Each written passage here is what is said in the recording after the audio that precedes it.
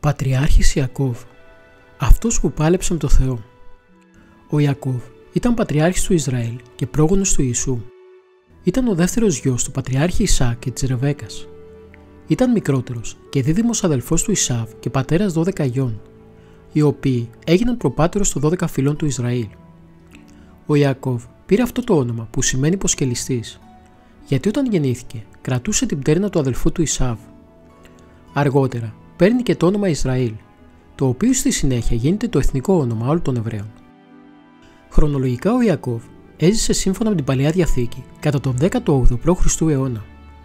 Γεννήθηκε μετά από τη θερμή προσευχή της Ρεβέκας, η οποία συνέλαβε δίδυμα. Πρώτος γεννήθηκε ο Ισάβ, ο οποίος ήταν τριχωτός σαν μανδύας. Μετά γεννήθηκε ο Ιακώβ, γι' αυτό και τα πρωτοτόκια άνοικαν στον Ισάβ.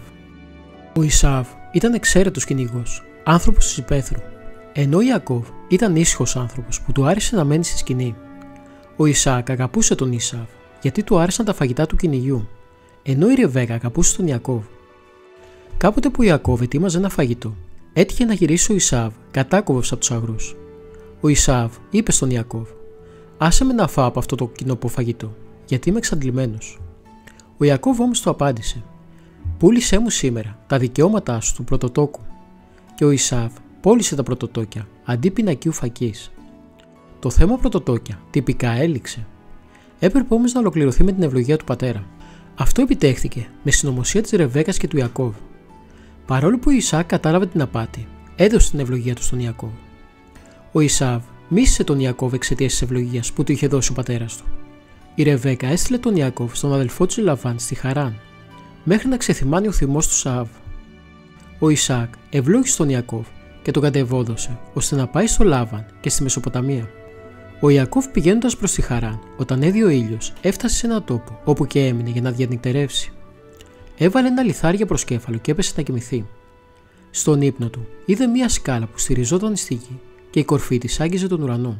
Πάνω της ανέβαινε και κατέβαιναν άγγελοι του Θεού.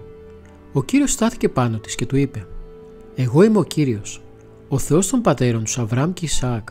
Αυτή τη χώρα που κοιμάσαι θα τη δώσω σε σένα και στους απόγονούς σου. Πλήθος θα είναι οι απόγονοί σου, όπως η κόκκιτη σκόνη στη γη». Ο Ιακώβ ξύπνησε τρομαγμένος και είπε: «Αλήθεια, ο Κύριος είναι σε αυτόν τον τόπο και εγώ δεν το ήξερα. Εδώ δεν είναι παρά ο οίκος του Θεού και αυτή είναι η πύλη του ουρανού».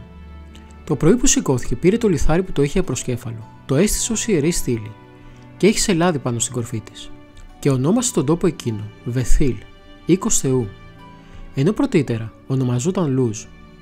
Υποσχέθηκε δε πως αυτό το λιθάρι που έστησε ως ιερή στήλη θα γίνει τόπος λατρείας του Θεού. Ο Ιακώβ κινεί προς τους χώρους της Ανατολής. Συναντιέται με τη Ραχήλ, κόρη του Λάβαν, και ποτίζει τα πρόβατα που αυτή βόσκει. Μεταβαίνει στο χώρο διαμονής του Λάβαν. Μετά από συμφωνία, ο Ιακώβ δούλεψε κοντά στο Λάβαν 7 χρόνια για να πάρει σαν σύζυγό του τη Ραχήλ. Ο Λάβαν τον ξεχέλασε και του έδωσε τη Λεία. Δουλεύει άλλα 7 χρόνια και τότε παίρνει και τη Ραχήλ. Μετά από πολλά χρόνια εργασίας του στο Λάβαν, ο Ιακώβ πήρε τους γιους και τις γυναίκες του, όλα τα κοπάδια του και όλα τα υπάρχοντά του που απέκτησε η Μεσοποταμία και ξεκίνησε να πάει πίσω στον πατέρα του στη Χαναάν. Καθοδόν είχε μια πρωτότυπη συνάντηση με άγγελο Κυρίου. Ο Ιακώβ πάλεψε μαζί του και τον νίκησε. Ο άγγελος του Κυρίου τότε τον ευλόγησε και του έδωσε το όνομα Ισραήλ, που σημαίνει παλαιστής ή πολεμιστής του Θεού. Ακολούθησε η συνάντηση και συμφιλίωση με τον αδελφό του Ισάβ και εγκατάστασή του στην πόλη Σαλήμ στη Χαναάν. Εκεί έστησε θυσιαστήριο στον Κύριο σε άγρο που αγόρασε εκεί. Η ιστορία θα συνεχιστεί σε επόμενο βίντεο. Από το βιβλίο Ορθόδοξη Μαρτυρία.